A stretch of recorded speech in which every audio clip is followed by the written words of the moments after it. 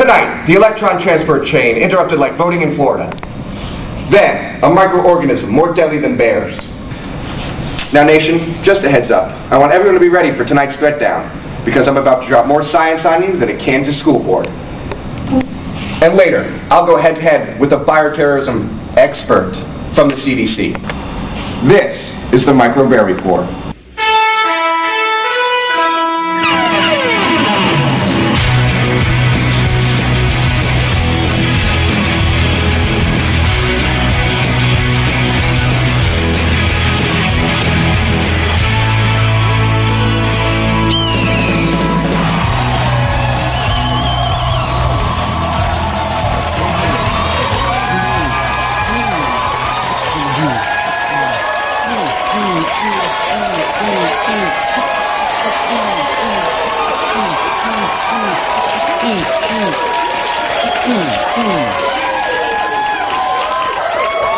Good evening, nation.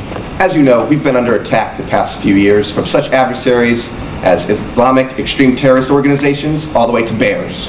But tonight, through diligent research done by my highly trained team of extremely close-minded high school interns, I've concluded that there are new threats to our nation, which brings us to tonight's threat down.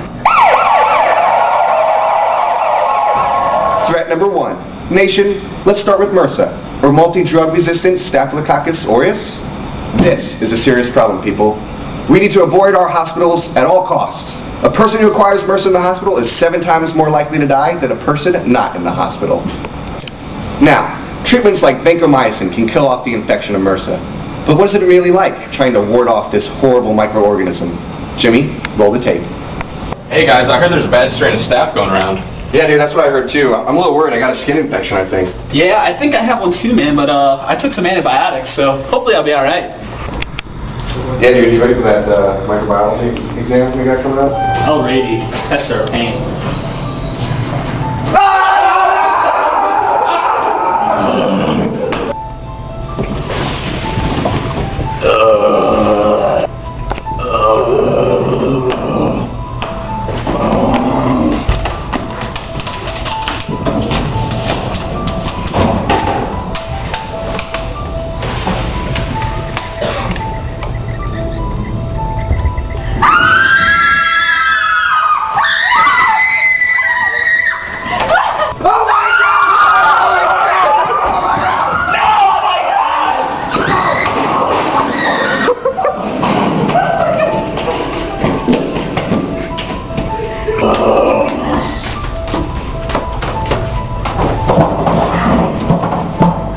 Oh my god! I should be okay, I just get back! This is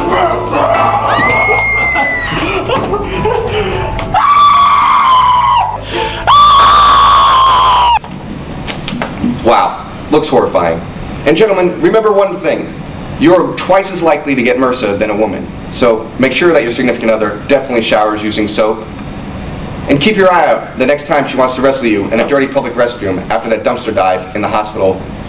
Nation, let's move on to threat number 2. E. coli. Nation, I don't even know how to explain how horrifying this bacteria is. From what I'm told, as long as you don't lick the toilet seat, you should be okay. But some odd facts. Transmission includes swimming in sewage-contaminated water and eating lettuce. An estimated 73,000 cases of infection and 61 deaths occur in the United States each year. Jimmy? Jimmy, what are you doing? Jimmy? What are you talking about? Jimmy, what are you eating, Jimmy? It's a brownie. Jimmy, where did you get the brownie? In the bathroom, there was a dispenser for brownies, and I'm hungry. Jimmy, was the dispenser a white bowl?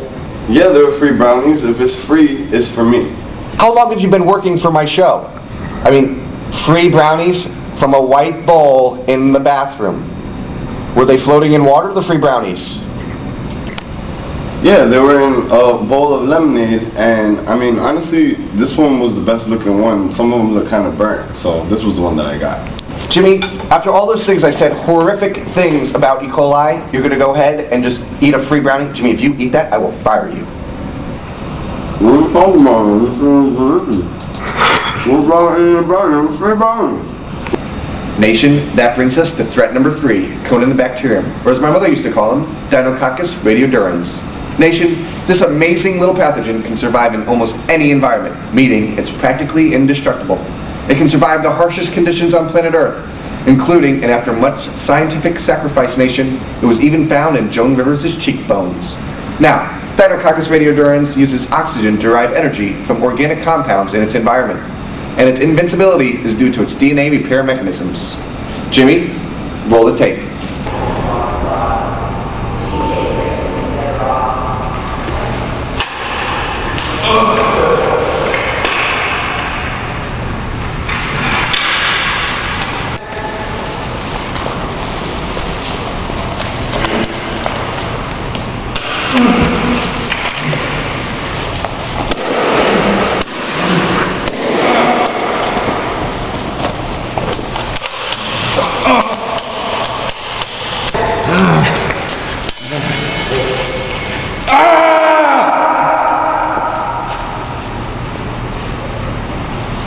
Well, Nation, there's your threat down. But to help clarify these so-called dangers, I brought in our special guest tonight from the CDC.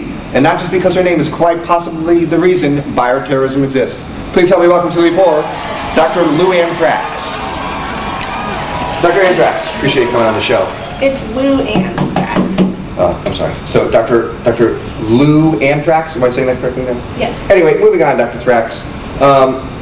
After watching today's threat down, I'm sure you're aware of the amount of weird microorganisms out there that are concerning the nation. What is the CDC doing to try and help us combat these horrible, horrible things?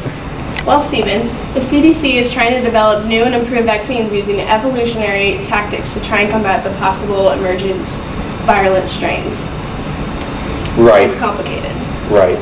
So, I'm a little confused here. I understand that you brought a video clip showing us how different antibiotics can work to disrupt and kill these organisms? Yes. Jimmy, let's go ahead and roll that clip. The electron transport system, or ETS, enables the production of ATP, the main energy carrier of most cells, via a series of electron transfers between proteins and small organic molecules. Some antibiotics can interfere with the ETS of bacteria by removing the electron before ATP is generated, thereby killing the cell. Well, Dr. Thrax, to prove how smart you actually are, if you make it that long, I actually have an entire audience composed of microbiologists. Let's go to them and ask them some questions. Yes, you, sir, the man with the odd mustache and the extremely high socks. You had a question? Dr. Lou Anthrax, my father is a microbiology professor at the University of South Florida. However, his research does not deal with the anthrax toxin. I was wondering if I could hear from an expert how anthrax is spread to humans. The answer to your question would be that anthrax is spread through the air by spores. Once the spores land on the ground, you're no longer able to breathe them in. But once you acquire it, you'll know it because you'll feel nauseous and you'll have fever and plenty of symptoms that feel like the flu, so you should immediately go to the hospital. If you have the virus, your likelihood of living is not very good because you have a 9 out of 10 chance of dying. Wow, amazingly educational. I'm feeling a little nauseous right now sitting next to Dr. Lou Anthrax. For all of us here at the Microbert Report, thanks for coming out. We'll see you tomorrow.